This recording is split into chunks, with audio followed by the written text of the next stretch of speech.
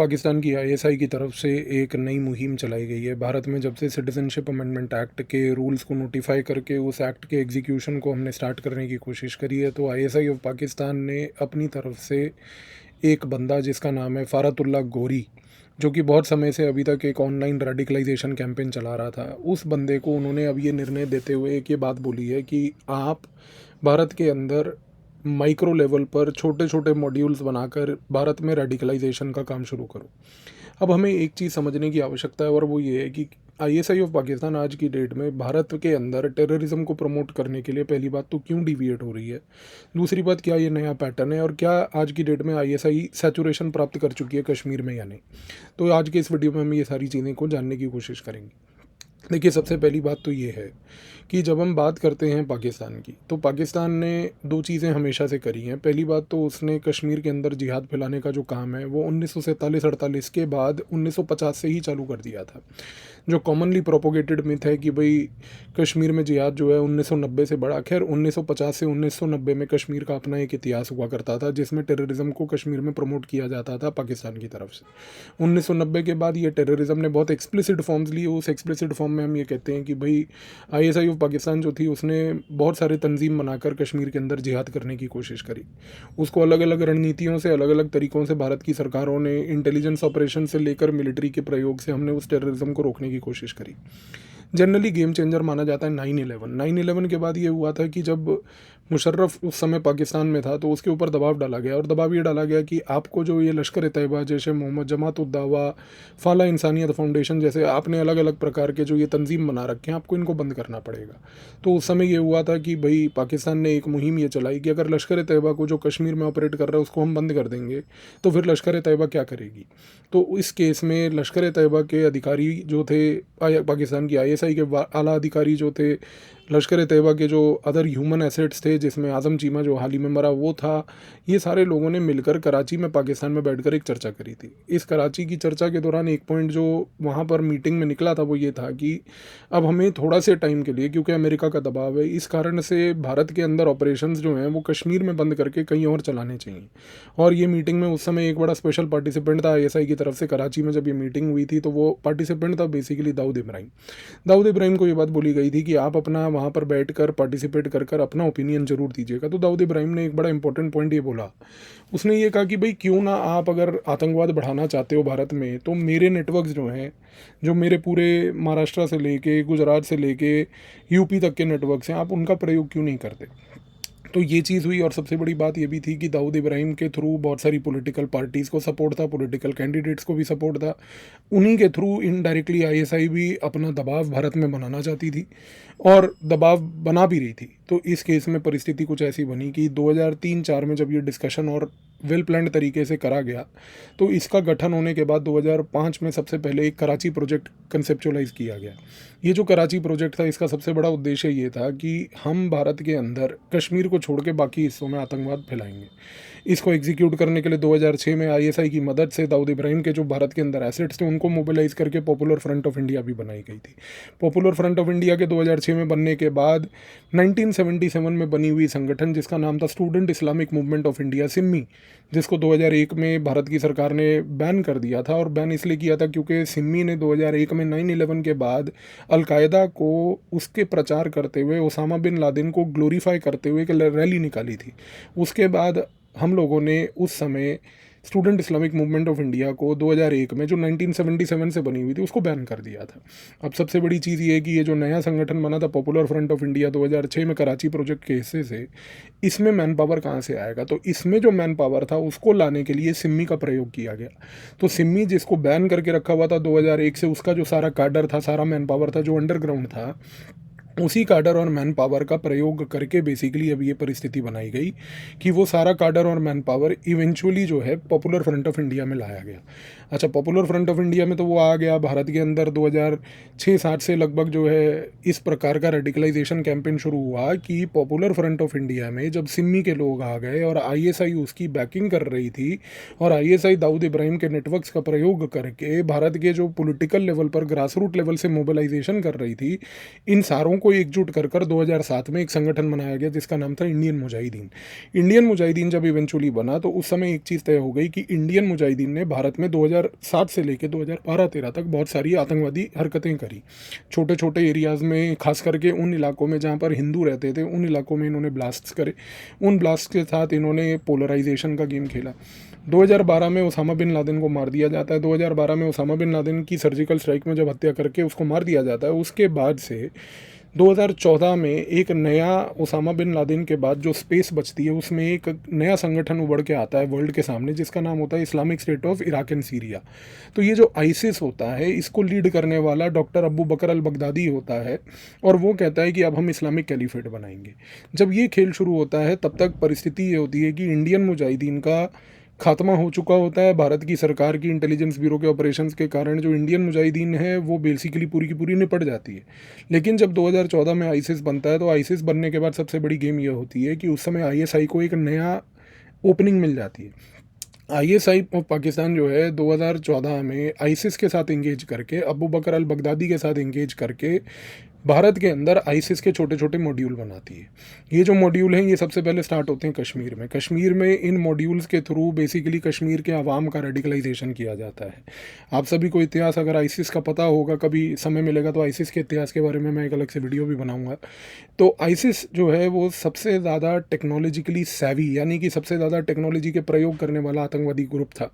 तो जाहिर सी बात है कि जब आईसिस ने टेक्नोलॉजी का प्रयोग करके ग्लोबल लेवल पर कैंपेन चलाया तो आईएसआई ने आईसिस का प्रयोग करके भारत में जो आईसिस की फ्रेंचाइजीज़ बनाई, जो कश्मीर में बनी, उन्हीं फ्रेंचाइजीज़ के थ्रू आईएसआई ने आईसिस की फ्रेंचाइजीज़ के थ्रू कश्मीर के अंदर ऑनलाइन रेडिकलाइजेशन चलाया। इस गेम में आपको एक बंदे का नाम आपने सुना होगा जिसको भारत की सेना ने मार गिराया था, उसका नाम था बुरहान वानी। बुरहान वानी को आज की डेट में भारत के इंटेलिजेंस की लिटरेचर में हम लोग उसको कहते हैं कि इंडिया का सबसे पहला फेसबुक मिलिटेंट है वो, क्योंकि उस बंदे ने फेसबुक पेजेस बनाकर कश्मीर की आवाम को रेडिकलाइज कर उसने अपना पूरा ऑनलाइन रेडिकलाइजेशन कैंपेन चलाया था। अच्छा, इसके बाद क्या हुआ कि जब कश्मीर में उस समय जनरल बिपिन रावत जो आर्मी के चीफ थे, जब उन्होंने ऑपरेशन ऑल आउट चलाया और उस ऑपरेशन ऑल आउट के बाद आईएसआई के ये जो फ्रेंचाइजीज चल रहे थे इनको रोक के तोड़ने की कोशिश करी, तो 2019 में जब इवेंचुअली अनुच्छेद 370 को एब्रोगेट कर भारत की सरकार ने अनुच्छेद 370 हटाया, तो इस अनुच्छेद 370 के हटाने के बाद तीन चीज़ें हुई। सबसे पहली चीज़ ये हुई कि उस समय लश्कर ए तैयबा, जैश ए मोहम्मद जो दो संगठन थे, इन्होंने सबसे पहले अपने आप को रिस्ट्रेन किया कश्मीर में डायरेक्टली इन्वॉल्व होने से। दूसरी बात, लश्कर ए तैयबा और जैश ए मोहम्मद ने सबसे बड़ी चीज़ जो करी वो ये करी कि उन्होंने उस समय बेसिकली नए फ्रंट ऑर्गेनाइजेशंस बनाए, जिसमें लश्कर ए तैयबा ने बनाया रेजिस्टेंस फ्रंट और जैश ए मोहम्मद ने बनाया पीपल एंटी फासिस्ट फ्रंट। तीसरी चीज़ ये हुई कि आईएसआई ने उस समय आईसिस के जो फ्रेंचाइजीज थे उनको अब अलग नाम देने शुरू कर दिया, और जो सबसे पहला नाम उन्होंने दिया वो आईसिस की फ्रेंचाइजी जो थी भारत में बनाई गई अनुच्छेद 370 के बाद, उसका नाम था यूसुफ अल हिंदी। दूसरी जो फ्रेंचाइजी आईएसआई ने उस समय बनाई वो थी बेसिकली अंसार उल तौहीद, और तीसरी फ्रेंचाइजी जो उसने बनाई वो बनाई हरकत उल हर्ब इस्लामी।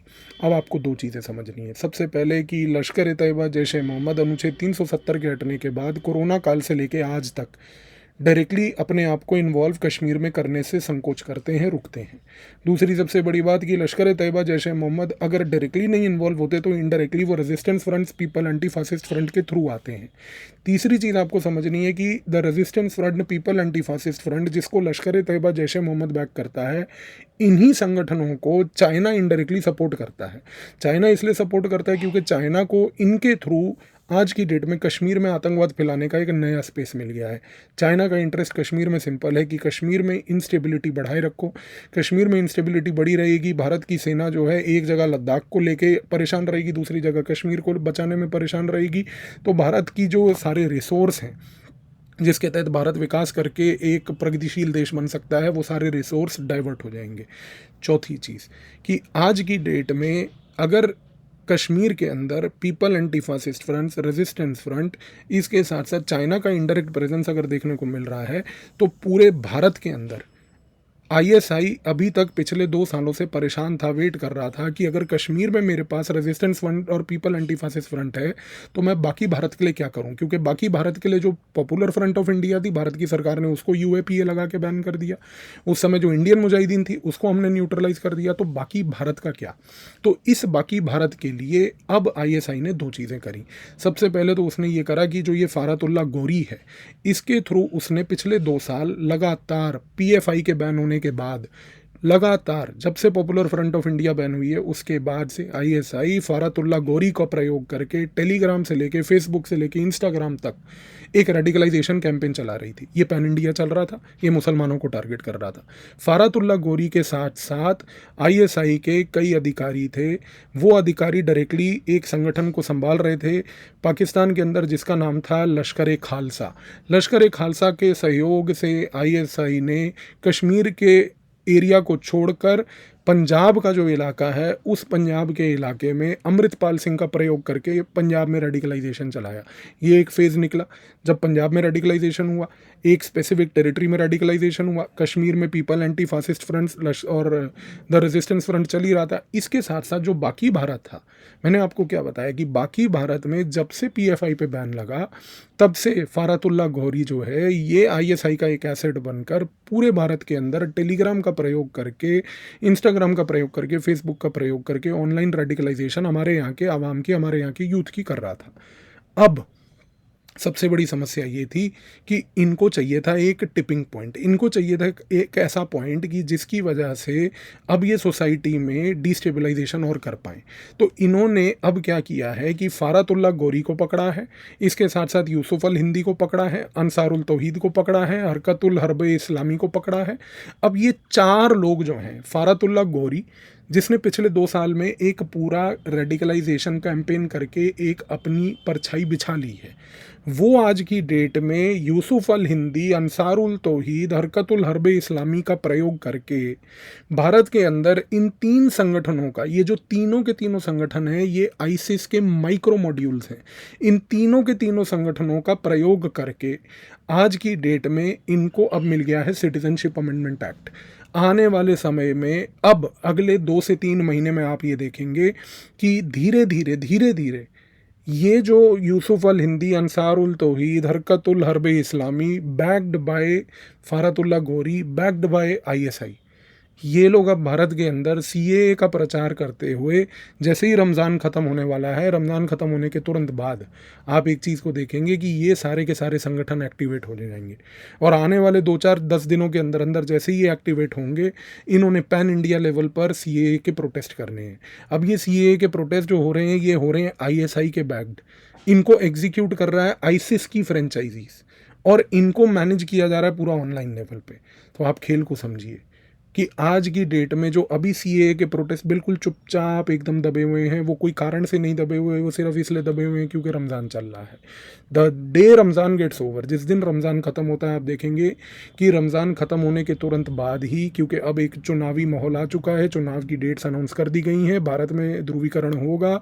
इस ध्रुवीकरण में अब इन्होंने जो ये एक नया नैरेटिव चलाना है, इस नैरेटिव के दौरान आप देखेंगे कि ये सारे के सारे लोग, फारतुल्ला गोरी, यूसुफ अल हिंदी, अंसारुल तौहीद, हरकतुल हर्ब इस्लामी, और इनके साथ साथ जो छोटे छोटे माइक्रो मॉड्यूल्स बनाएंगे, ये सारे के सारे एक्टिवेट होंगे। इनके एक्टिवेशन एरियाज़ कौन से होंगे? सबसे पहला उत्तर प्रदेश होगा, दूसरा उसके बाद पश्चिम बंगाल होगा, तीसरा उसके बाद कर्नाटका होगा, चौथा केरला होगा, 5वां तेलंगाना होगा, छठा आंध्र प्रदेश होगा।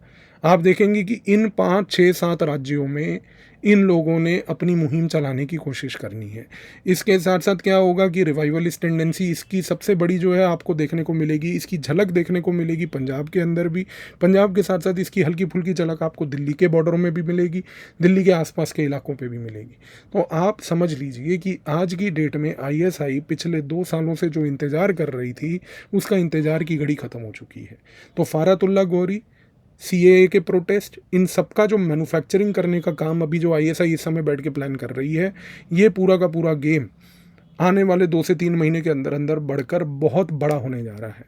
और जैसे ही ये बढ़ेगा, इसके बाद आप देखेंगे कि एक माइक्रो लेवल पर, पैन इंडिया लेवल पर ये जो रेडिकलाइजेशन कैंपेन चलेगा, प्रोटेस्ट कैंपेन चलेगा, ये चलेगा। इसके साथ साथ कश्मीर में the resistance front, people anti fascist front अभी भी चलते रहेंगे। तो आई होप अब आपको ये पूरी की पूरी स्टोरी और पूरा का पूरा पिक्चर जो है, Karachi project, popular front of India, student Islamic movement of India, इसके साथ साथ इंडियन मुजाहिदीन, इसके बाद जो हमारी आईसिस बनी, आईसिस के ये जो फ्रेंचाइजीज बने, पीएफ, जो ये जैश ए मोहम्मद का रेजिस्टेंस फ्रंट और पीपल एंटी फासिस्ट फ्रंट, लश्कर तैयबा, और ये सारे संगठन जो आज की डेट में ऑपरेट कर रहे हैं, इनका गेम अब आपको आई थिंक पूरा क्लियर हो गया होगा। Thank you.